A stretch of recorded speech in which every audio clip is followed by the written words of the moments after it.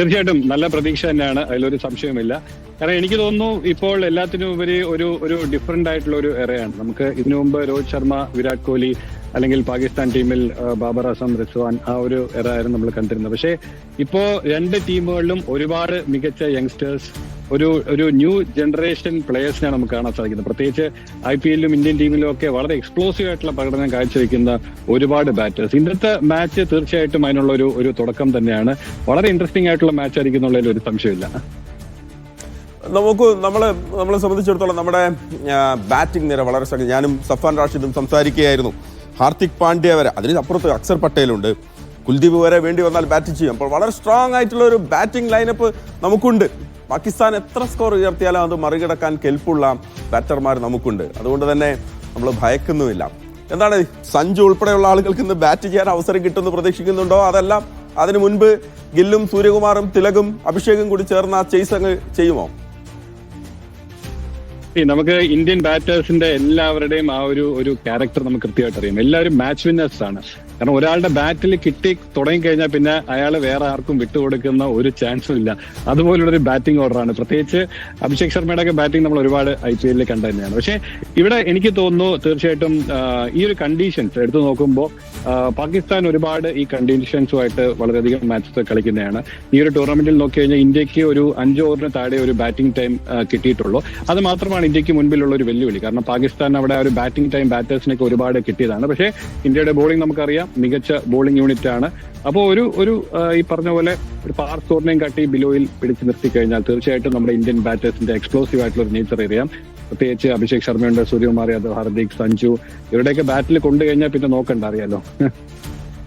തീർച്ചയായും പാകിസ്ഥാനെ സംബന്ധിച്ചിടത്തോളം ബാബർ അസമും റിസ്വാനും ഇല്ലാതെ ഏറെ നാളുകൾക്ക് ശേഷമാണ് ഒരു പക്ഷേ ഇന്ത്യയുമായുള്ള ഒരു മത്സരം അവർക്കുണ്ടാകുക. അവർക്ക് വലിയ പ്രതീക്ഷ അവർ വെക്കുന്നതൊന്ന് സായിം അയൂബാണ്. കഴിഞ്ഞ മത്സരത്തിൽ പക്ഷേ ആദ്യ പന്തിൽ അദ്ദേഹം പുറത്തായി. പിന്നെ മറ്റൊന്ന് മുഹമ്മദ് റിയാസ് ആണ്. അദ്ദേഹം മികച്ച ബാറ്റിംഗ് ട്രാക്ക് റെക്കോർഡ് അദ്ദേഹത്തിനുണ്ട്. കഴിഞ്ഞ മത്സരത്തിൽ 43 പന്തിൽ 66 റൺസ് നേടിയ താരമാണ് മുഹമ്മദ് ഹാരിസ്. പാകിസ്ഥാന്റെ വിക്കറ്റുകൾ തുടക്കത്തിലെ വീഴ്ത്താൻ ജസ്പ്രീത് ബുംറയും ഹാർദിക് പാണ്ഡ്യയും കുൽദീപും അടക്കമുള്ള ബോളർമാർ തയ്യാറുമാണ്. ഇന്ത്യയുടെ ബോളിംഗ് ഒരു ലൈനപ്പിൽ ഇന്നൊരു ക്രൂഷ്യൽ ഫാക്ടർ ആവുന്ന ബോളർ ആരായിരിക്കും? അതിൽ ഒരു സംശയവുമില്ല. പേസ് ബോളിംഗിൽ തീർച്ചയായിട്ടും ജസ്പ്രീത് ബുംറ തന്നെയാണ്. മാത്രമല്ല നമ്മുടെ സ്പിന്നേഴ്സിനെയും കൃത്യമായിട്ട് അറിയാം. കാരണം വളരെ കൺസിസ്റ്റന്റ് ആയിട്ട് ബാറ്റേഴ്സിന് വലിയ ചലഞ്ച് നൽകുന്ന ബാറ്റേഴ്സിനാണ്. അപ്പോൾ ഒരിക്കലും ഈ ബാറ്റേഴ്സിന് എളുപ്പമല്ല. കാരണം നമ്മുടെ ഇന്ത്യൻ നിരയുടെ മുൻപിൽ അത്ര ഫ്രീ ഫ്ലോയിങ് ആയിട്ട് സ്കോർ ചെയ്യുക എന്നുള്ളത് അത്ര എളുപ്പമല്ല. നമുക്ക് ദുബായിലെ പിച്ചും അറിയാം. കുറച്ച് ചലഞ്ചിങ് ആയിട്ടുള്ള വിക്കറ്റ് തന്നെയാണ്. ബാറ്റേഴ്സിന് മികച്ച രീതിയിൽ അപ്ലൈ ചെയ്താൽ കളിക്കാൻ സാധിക്കും. എന്നാൽ ബോളേഴ്സിനും നല്ല പർച്ചേസ്, സ്പിന്നേഴ്സ് ആണെങ്കിലും ഫാസ്റ്റ് ബോളേഴ്സിനൊക്കെ നല്ല പർച്ചേസ് ഉള്ള ഒരു വിക്കറ്റ് തന്നെയാണ്. പക്ഷേ എനിക്ക് തോന്നുന്നു കാര്യങ്ങൾ അത്ര എളുപ്പമായിരിക്കില്ല.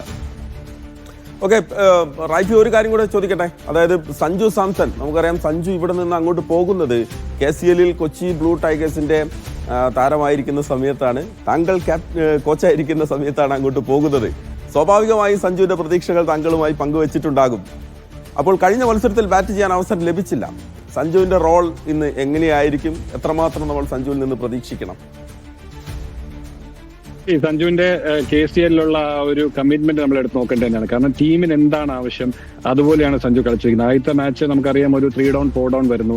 ആ സമയത്ത് ടീമിന് വേണ്ട രീതിയിൽ അവിടെ ഒരു സിറ്റുവേഷൻ ഹാൻഡിൽ ചെയ്യുന്നു. അതിനുശേഷം ഓപ്പണിംഗ് വന്ന ടീമിന് വേണ്ട രീതിയിലുള്ള കംപ്ലീറ്റ് കമ്മിറ്റ്മെന്റ് നടക്കുന്നു. അപ്പോൾ ഒരു ക്രിക്കറ്റർ, പ്രത്യേകിച്ച് സഞ്ജു ആണെങ്കിലും ഏതൊരു ക്രിക്കറ്റർ ആണെങ്കിലും പ്രത്യേകിച്ച് വേണ്ടത് തന്നെയാണ് ടീം ഏത് സിറ്റുവേഷനിലാണ് നമ്മൾ ബാറ്റ് ചെയ്യാൻ വരുന്നത്. അവിടെ അന്നത്തെ ദിവസം ആ ഒരു മാച്ച് നടക്കുന്ന സമയത്ത് ഏത് റോളാണ്, ഏത് സിറ്റുവേഷനാണ് ഹാൻഡിൽ ചെയ്യേണ്ടത്, അത് മികച്ച രീതിയിൽ ഹാൻഡിൽ ചെയ്യണം. ഇപ്പം T20 ക്രിക്കറ്റ് നമുക്കറിയാം വളരെയധികം ഇവോൾവ് ചെയ്തുകൊണ്ടിരിക്കുകയാണ്. അപ്പോൾ എല്ലാ ബാറ്റേഴ്സും എല്ലാ നമ്പേഴ്സിലും ബാറ്റ് ചെയ്യാൻ റെഡിയായി കഴിഞ്ഞു. കാരണം അതാണ് ടീം മാനേജ്മെന്റിന് ആവശ്യം, ഒരു ടീമിന് ആവശ്യം. അപ്പോൾ അത്രത്തോളം മാച്ച് വിന്നേഴ്സ് ഡിഫറെന്റ് ആയിട്ടുള്ള പൊസിഷനിൽ വന്ന് ഇറങ്ങി കൃത്യമായിട്ട് ഹാൻഡിൽ ചെയ്യാൻ പറ്റിക്കഴിഞ്ഞാൽ ഒരു മികച്ച ചാമ്പ്യൻഷിപ്പ് ടീം തന്നെയായിരിക്കും നമുക്ക് മുന്നോട്ട് കൺസിസ്റ്റന്റ് ആയിട്ട് കാണാൻ സാധിക്കും.